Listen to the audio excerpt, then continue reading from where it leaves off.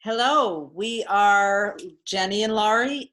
We are doing our series of MoonLore videos about the new and full moon. Today we're talking about the full moon on, what's the date of it, Jennie? Oh goodness, October 1st. October 1st, thank you. I all of a sudden went totally blank. Okay, October 1st is the full moon, the Aries full moon. And the way the cycles work is they start at the new moon, which this most recent new moon was on September 17th. And now we are at the full illumination of the cycle that began then.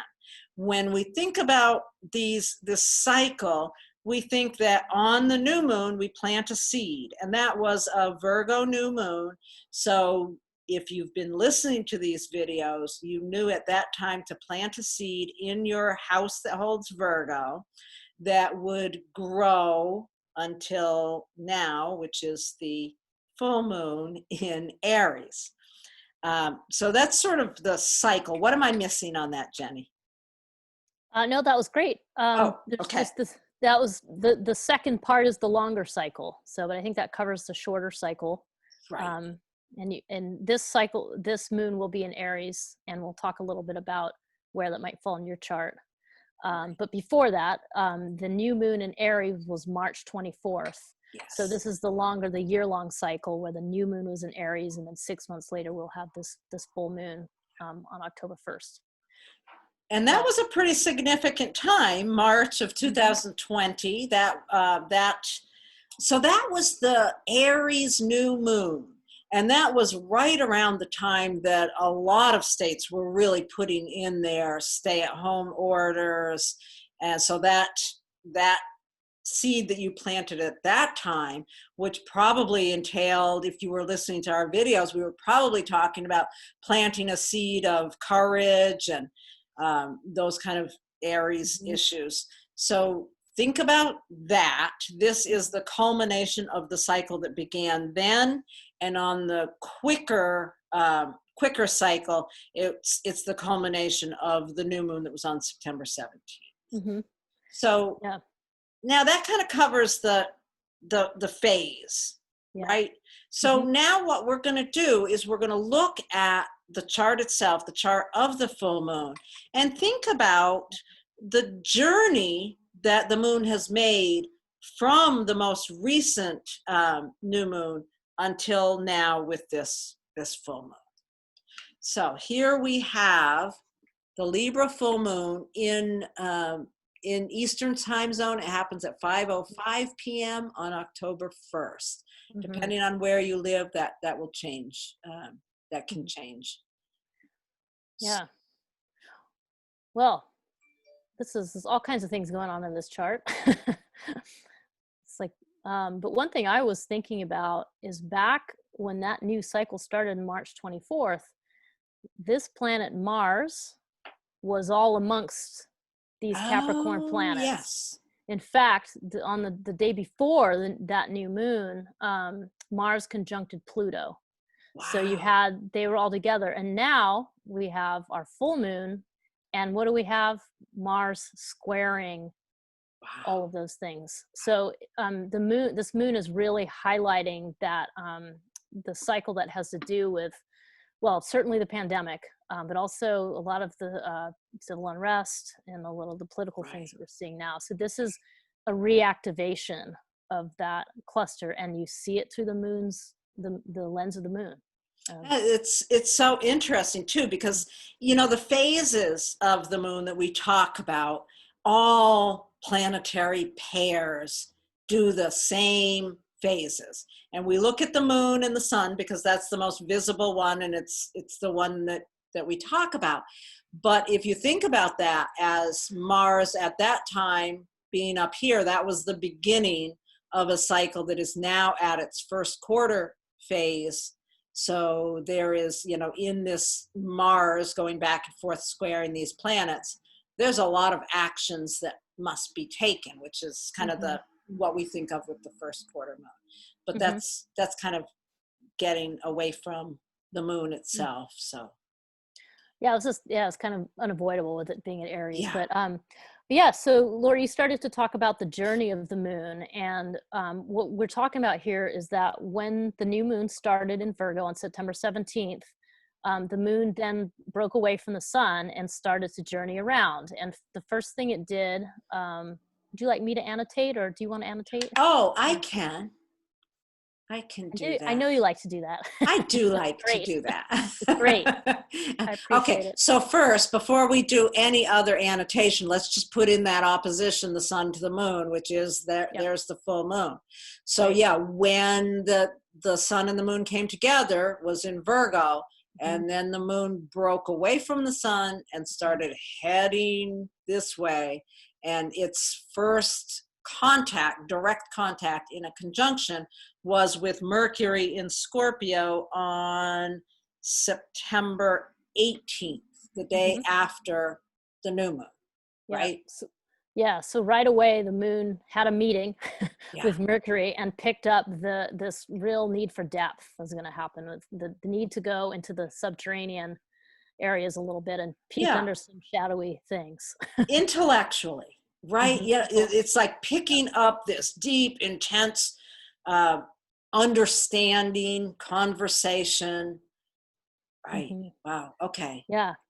And then so then the moon carried on its merry way, and a few days later, on September 25th, it conjuncted Jupiter and Pluto and Saturn all on the same day.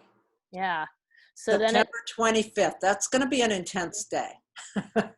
so when you think about this journey, I like to think about, the moon traveling along and having to like sort of pick something or gather something or have some conversation with each of those planets. So it picked up all that designation of those heavy hitters in Capricorn, which is, Capricorn is, cold and dark and, but also has to do with integrity and if you, mastery. So. yeah, and if you think about that, like Ann Ortley calling that little cluster the COVID cluster, and just thinking about, okay, the moon has its meeting with the sun at the new moon. It picks up this deep, intense conversation or deep understanding. And then it comes to this, the social, the cultural, the world issues that have created not only the COVID, but all the unrest and all of that. So that on the 25th really picks up a lot of deep understanding in not easy, but deep understanding. And then, so it does that, and moon, she carries on, and the next contact she makes is with Neptune. So Neptune brings us this totally different type of feeling. Neptune it's kind of like she then bathes in the ocean, that she sort of goes, like maybe rests her weary bones a little bit in that mystical ocean, a little salt bath. It's like spa day for the moon. And that's such this like ethereal, watery, mystical waters in preparation for her move into Aries. So totally different, moving into this fire after that. So, and we were talking about this before, we put together the cleansing and that kind of ocean, and then moving to Aries, it really feels like this purification ritual almost, like to cleanse off in water and then to ignite, essentially. And and then and that Neptune, that Neptune could also bring in, it just brings in the softer side, that deeper, softer understanding, imagination, etc. In the place where there's less boundaries, like where we see that the separate feeling we have is an illusion, and that exactly. So it kind of dissolves that, and then when the moon moves into Aries, it goes back to, okay, now we're in the self again. And here's where you were talking earlier, Laurie, about how much courage it takes to confront some of those deeper layers of the self, to kind of. And the fact that Chiron is right there, right before it does the opposition. And we don't often talk about Chiron or bring it into these conversations very much, but I think because it's right here with the full moon, it's really good to think about that. Chiron is, the way we think about it is Chiron is the place where we are so deeply wounded, and yet it's also the place that we're required to go and work with it and find our own place of healing in that. And yeah, it's in Aries, which is the courage to face what has to be faced, the courage to look at what you otherwise might want to run away from. But in Aries, there's a real deep level of determination and courage and just fearlessness in facing what needs to be worked with. Mm-hmm. Huh. And on the other side of that too, it's important to know that during this full moon, there is a lot of Aries heat, and it's going to be, we probably will see a lot of frustration, heat, and anger around us. And part of the beauty of astrology is knowing ahead of time that this is what's going on. So then you can have a greater understanding, and you can take a step back. You can be more aware of your own feelings of frustration or anger or whatever's happening, and you can take active steps to cool that off a little bit or burn off some of the energy so that you can be more cool-headed, because everybody's going to need it. And to be more patient with other people. And really with Aries, when it comes to Aries and the whole issues of anger that surround Aries, you want to really understand that one of the best ways to release the anger side of Aries is through physical strength. Go for a run, play a hard game of tennis, whatever, climb a mountain, do what you need to do to, lift weights, do something to release that energy. One of the things too with this full moon that's really interesting is that it does not make when it is in the full phase, it does not make any direct major aspects to any other planets in the chart. It's gone through that path, it's picked up those energies, but at this moment of the full moon, it's not directly connected with anything, which is sort of, no, it's not. That kind of speaks to the solitariness of Aries too. Aries doesn't want a buddy along for the ride. When Aries takes on that aggression and that courage, it doesn't want to be pulled back by wanting to take care of anybody else or think about anybody else. It's just that direct energy to push forward. For those of you who are looking at the aspect grid, you can see that the moon is no context by this column is empty with all the other planets. Right. And then you just see the opposition with the sun. So it's very stark. Yeah. So yeah. It is a very Aries chart, because the other thing, just to as a reminder, is that with the moon in Aries, that means that Mars is the ruler of this full moon, because Mars rules Aries, and there's Mars in Aries and in retrograde. So there's a lot of, it really adds to the need to kind of get square with yourself inside, to kind of say, it's because it's retrograde, you got to look within. So it is that sense of digging in for deeper resources and the courage and strength and determination you're talking about. And I also, you think about that moon, it's just touched off Chiron. It's just, it's taken on the courage to deal with that wounded piece, and it's, grappling with understanding the wound in order to heal the wound, which is what Chiron is all about, is not only taking on the wound, but the ability to heal it. But so now the moon has passed that, and it's headed toward Mars. And there's got to be a moment there when the moon suddenly realizes that Mars, it's not trying to catch up to Mars, because Mars is coming back at it too. There's something in that. It's like, oh, he's coming at me. Oh, definitely. Oh, I really do have to have that courage to face to face what's coming at me. I think, that's actually really an interesting way to think about it, because we are headed into a challenging time. There's, we don't need astrology to know that in this country, there is so much that we can feel that, with the elections coming on and how polarized polarized with the opposition. Anyway, how Yeah. polarized everyone is. You know, we know we're facing this. And Yep. this actually, oh, I like thinking about it this way, Jenny. This full moon is really allowing us to partly not having the distractions of anyone else with that full moon.